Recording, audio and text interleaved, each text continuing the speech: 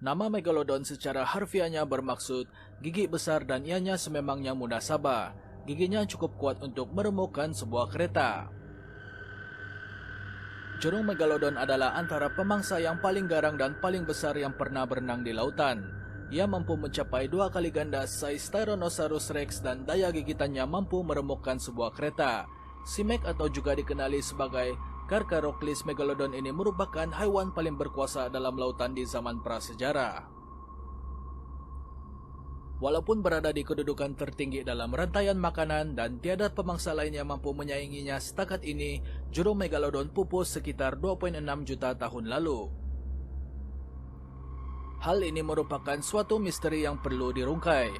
Terdapat pelbagai teori yang dikemukakan, namun tiada siapa mampu menerangkan mengapa salah satu pemangsa lautan yang begitu ganas boleh pupus sebelum wujudnya manusia. Megalodon adalah jurung paling besar yang pernah direkodkan, walaupun saiz tepat bagi haiwan itu bersifat pelbagai dan bergantung kepada sumber yang dirujuk. Anggaran Selamat mendakwa bahwa jurung berkenaan mampu membesar sehingga 60 kaki, yaitu kira-kira saiz lazim bagi lorong bowling. Tetapi, terdapat sumber lain yang menyebutkan bahwa ia bersaiz lebih besar dan Megalodon mampu mencapai lebih 80 kaki besarnya, yaitu kira-kira 3 kali ganda dari panjang bas 2 tingkat di London. Apapun, jurung yang ada di lautan kini jauh lebih kecil saiznya. Menurut pakar jurung yang bernama Peter Klimley, jika jurung yang paling besar di dunia pada masa kini berenang di sebelah Megalodon, saiznya hanya sama seperti zakar Megalodon sahaja. Berat Megalodon sememangnya sepadan dengan saiznya yang besar. Ketika mencapai usia dewasa, ia mampu mencapai berat dari 66.000 pound sehingga lebih 143.000 pound. Gigi Megalodon adalah bahan terbaik untuk para penyelidik mengkaji segala maklumat tentang haiwan prasejarah ini, dan gigi berkenaan berupaya memberikan gambaran tentang kesakitan yang ditimpakan kepada mangsanya. Rangka gigi terbesar ditemui bersaiz 6,9 inci, yaitu kira-kira 3 kali ganda berbanding saiz purata gigi jurung paling besar pada masa kini. Sebahagian pendapat melaporkan bahwa ianya bersaiz lebih dari 7 inci. Seperti jurung putih, gigi Megalodon berbentuk segitiga, bersimetri dan sekata sekaligus menjadikannya sempurna untuk mengoyakkan daging mangsanya. Menurut penyelidik, set gigi jurung prasejarah tumbuh setiap 1 hingga 2 minggu dan menghasilkan 20.000 hingga 40.000 gigi seumur hidupnya. Gigi Megalodon yang besar ini tersimpan di dalam rahangnya yang jauh lebih besar. Diameter gigitan rahangnya adalah setinggi 9 kaki dan selebar 11 kaki, cukup untuk menelan 2 orang manusia dewasa sebelah menyebelah dalam sekali telan. Jurung berkenaan adalah antara makhluk paling dahsyat yang pernah menggerunkan dunia ini. Purata daya gigitan manusia adalah sekitar 1.317 Newton. Sementara daya gigitan Megalodon pula mencecah antara 108.514 sehingga 182.201 Newton, membuatkannya cukup kuat untuk meremukkan sebuah kereta. Pada masa-masa kemuncaknya, Megalodon dipercayai mencari mangsa di hampir ke semua lautan. Hal ini disokong oleh penemuan giginya di setiap benua kecuali Antartika. Jurung ini memilih air yang hangat dan cenderung untuk berada di kawasan laut yang cetek dan bersuhu sederhana untuk memburu mangsanya. Namun, karena saiznya yang besar, jurung tersebut perlu memakan bertan makanan setiap hari. Antara mangsa yang diburunya adalah ikan paus atau humpbacks. Namun, apabila tiada makanan yang bersaiz besar, Megalodon mencari mangsa yang lebih kecil seperti ikan lumba-lumba, anjing laut dan juga jurung yang bersaiz kecil. Maut yang datang akibat dibaham oleh Megalodon tidak berlalu dengan pantas, karena Megalodon sendiri tidak bertindak terburu-buru. Sebahagian penyelidik mengatakan bahwa Megalodon memburu ikan paus dengan menggigit sirip atau ekornya untuk menyukarkannya melarikan diri. Pada zaman puncaknya, Megalodon berada di kedudukan tertinggi dalam rantaian makanan.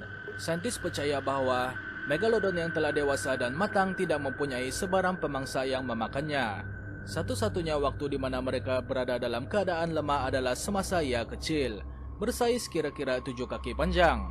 Dari semasa ke semasa, beberapa jurung yang bersaiz besar seperti jurung berkepala penekul, hammerhead cukup berani untuk menyerang anak-anak Megalodon, umpama cobaan untuk mengatasi raja lautan.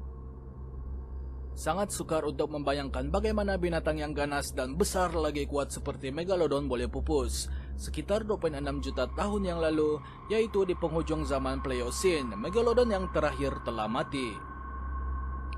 Tiada siapa tahu bagaimana hal tersebut boleh terjadi walaupun wujud pelbagai teori. Satu teori mengatakan bahwa penurunan suhu lautan menjadi punca kepupusan Megalodon.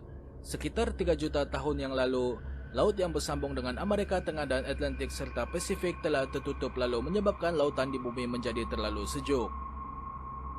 Terdapat pengkaji yang mempercayai bahwa Megalodon tidak dapat menyesuaikan diri dengan air sejuk itu. Namun, haiwan-haiwan mangsa Megalodon boleh pula berpindah dan hidup di perairan tersebut. Menurut Museum Sejarah Semula Jadi di London, air sejuk telah memusnahkan sebahagian sumber makanan Megalodon lalu memberikan kesan yang buruk kepada jerung itu. Sehingga 1/3 mamalia gergasi telah pupus setelah air lautan menjadi sejuk dan kehilangan ini dirasai baik dari peringkat bawah maupun peringkat atas rantaian makanan. Walau bagaimanapun, kajian terkini menunjukkan bahwa taburan geografi Megalodon tidak bertambah secara ketara ketika zaman laut menjadi hangat ataupun kurang pada masa sejuk.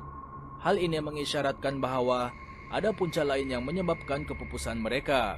Sebahagian saintis percaya bahwa perubahan rantaian makanan adalah faktor yang menyebabkan kepupusan Megalodon. Dana Ehret, seorang ahli paleobiologi di Museum Negeri New Jersey, memberitahu National Geographic bahwa disebabkan Megalodon banyak bergantung kepada ikan paus sebagai sumber makanan, maka apabila bilangan paus berkurangan, Megalodon turut mengalami kesan yang sama.